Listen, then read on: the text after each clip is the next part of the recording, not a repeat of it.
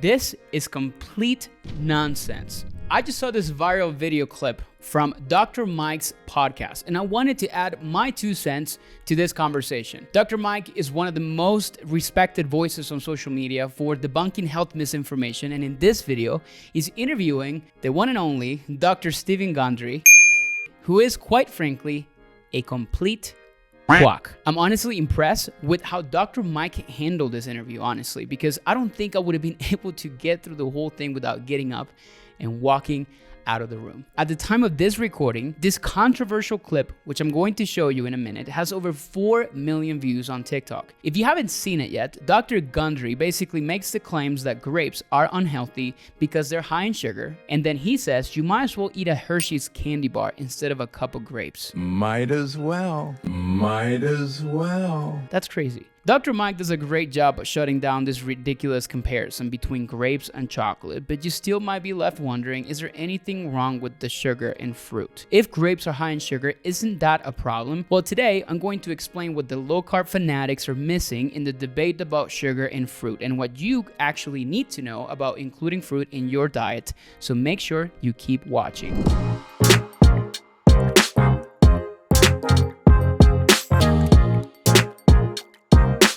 Hey everyone, it's Andres here. I'm actually recording this with a different background because I'm in Valle de Bravo, Mexico, which is a city or a town or a lake town outside of Mexico City. We're here with my wife and my son for spending 3 weeks in this beautiful place. It's nice and out in nature. So it's a little bit different, but we're going to be spending maybe the next 3 weeks. So there's going to be 3 videos in here that you're going to be seeing with this similar background. Welcome back to my channel, guys. If this is your first time tuning into one of my videos, I'm a registered dietitian and I'm a weight loss expert who helps busy career-focused parents lose weight. I also work with athletes and elite professional players in different sports, and I really kind of teach them not only lose weight but also improve their health in a way that is simple, sustainable, and based on the latest nutrition research. And because it's a huge priority for me to make sure everything I share is based on high quality scientific evidence, that sometimes means I have another job on this channel, and that job is debunking ridiculous nutrition myths from people like Dr. Gundry that leave people feeling confused, overwhelmed, and just like puzzled about what to eat to reach their goals. Now, I really don't like to throw shade at other health professionals because different things work for different people, but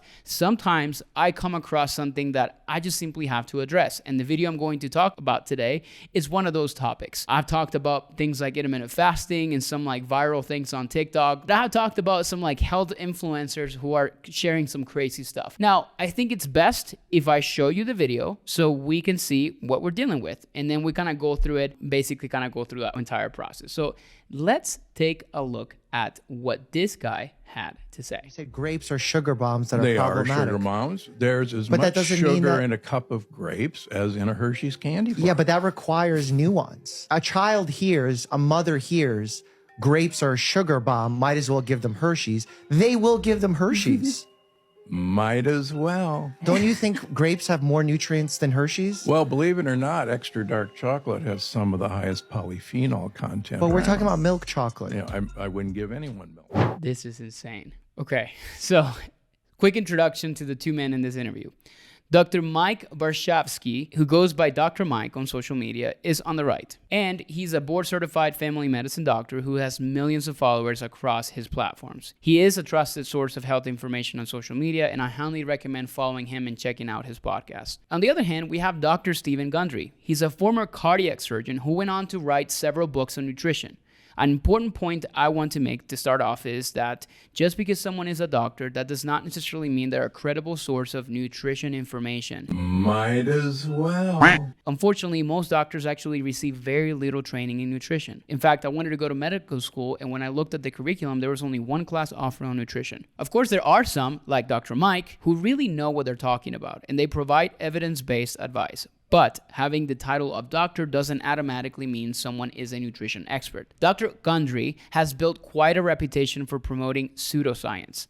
Probably the biggest controversy around his work is what he's had to say about lectins. What's a lectin exactly?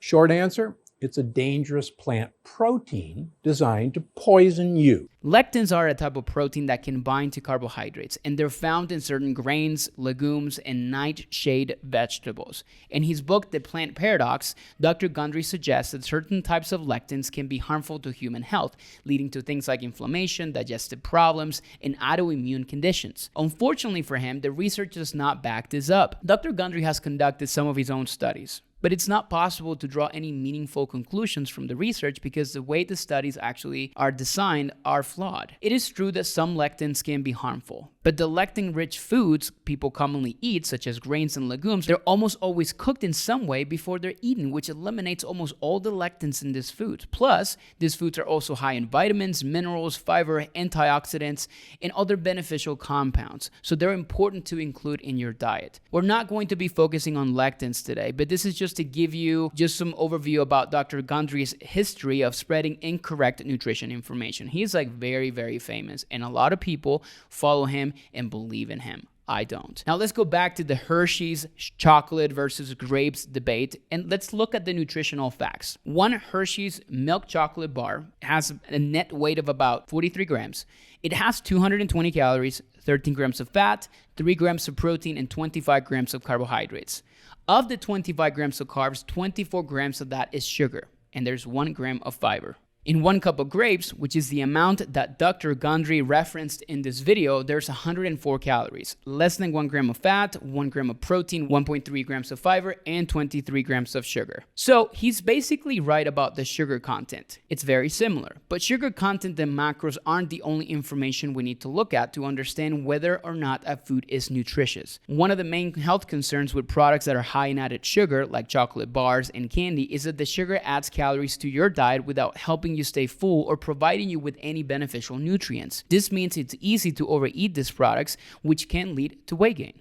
On the other hand, grapes have a number of health benefits. First off, they're rich in antioxidants like resveratrol, which is known for supporting heart health and reducing oxidative stress in the body. They're also a source of many vitamins and minerals, including vitamin K, copper, potassium, and vitamin C. In addition to micronutrients, we also want to look at the calorie density. Calorie density refers to how many calories are in a specific volume or weight of food. As I mentioned, 1 Hershey's chocolate bar, which is only 43 grams of weight, has 220 calories. If you wanted to eat 220 calories worth of grapes, you would have to eat more than 2 cups of grapes. And think about how much room in your stomach 2 cups of grapes would take up. Because they have more volume, they'll fill up your stomach and send a signal to your brain that says, I'm full. Try that. Like if I was having 2 cups of grapes, I would feel full. If I was having the same amount of this Hershey's chocolate bar, I would be like, give me another one. On the other hand, if you had the chocolate bar, you probably wouldn't feel full very long.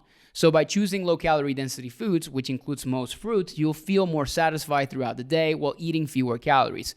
So this is helpful if your goal is weight loss. The last difference between the added sugar you might be having in desserts and the sugar you find in fruit is how quickly digestion actually happens. When you eat refined sugar, like the sugar you find in chocolate and candy, it's quickly digested and enters the bloodstream very, very rapidly. This causes your blood sugar levels to increase very quickly. Then when your blood sugar drops, this can leave you feeling sluggish and hungry even if you ate recently. In comparison, many fruits are higher in fiber, which slows down the process of digestion, making you feel fuller longer, so you don't get that same blood sugar spike. Additionally, if you want to have maximum satiety from your meal or your snack, I honestly recommend pairing your fruit with a source of protein and or fat, because this will also help slow down the process of digestion. Examples of this would be, let's say you take Greek yogurt, which is a source of protein, and you combine it with some berries or maybe some cut up bananas. That's an example. You take a protein shake and you combine it with a banana that has a higher carbohydrate content. So overall, what do you need to know about including sugar in your diet? First, in general, reducing intake of added sugars, I'm talking about the sugar in candy, ice creams, baked goods, that kind of thing,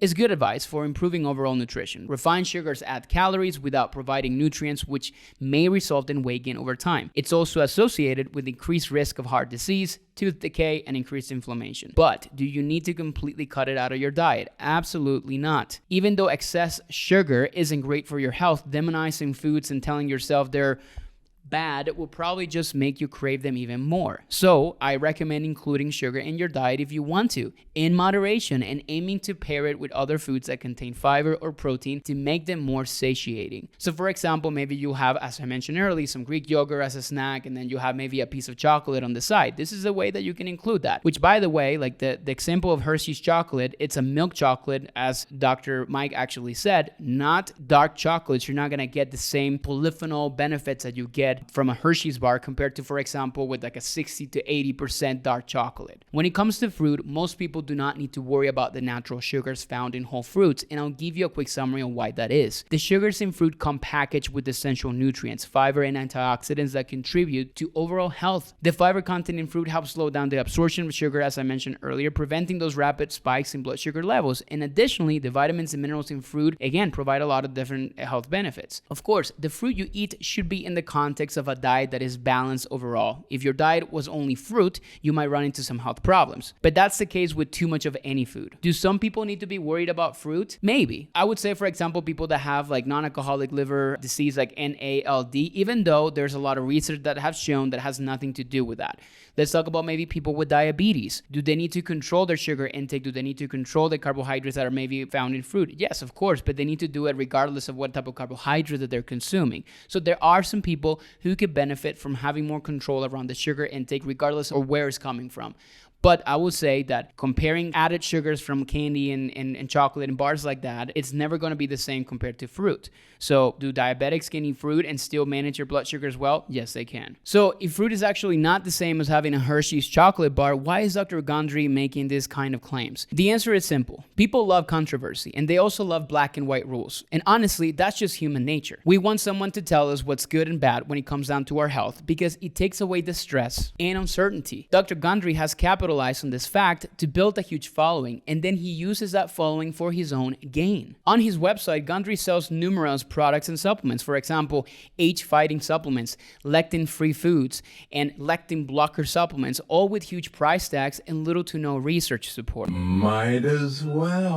Sometimes it can be hard to tell whether someone is spreading nutrition misinformation, but alarm bells should start going off for you if you hear someone making black and white statements about certain ingredients being good and bad, and then having a website full of expensive products and supplements to go along with their claims. Actual experts in nutrition are never going to demonize a single food ingredient because they understand that nutrition is complex, and you have to look at the complete picture of someone's diet to know whether they're eating in a way that supports their health. So please, I encourage you to enjoy some fruit today. Thank you so much for tuning into this video, and I hope this helped clear up some confusion around this topic. If you come across any other videos that you'd like me to watch and react to, feel free to leave me a comment or send me a message on Instagram at Andres Ayesta and let me know. Hopefully we'll see you in the next video. Bye for now. Take care.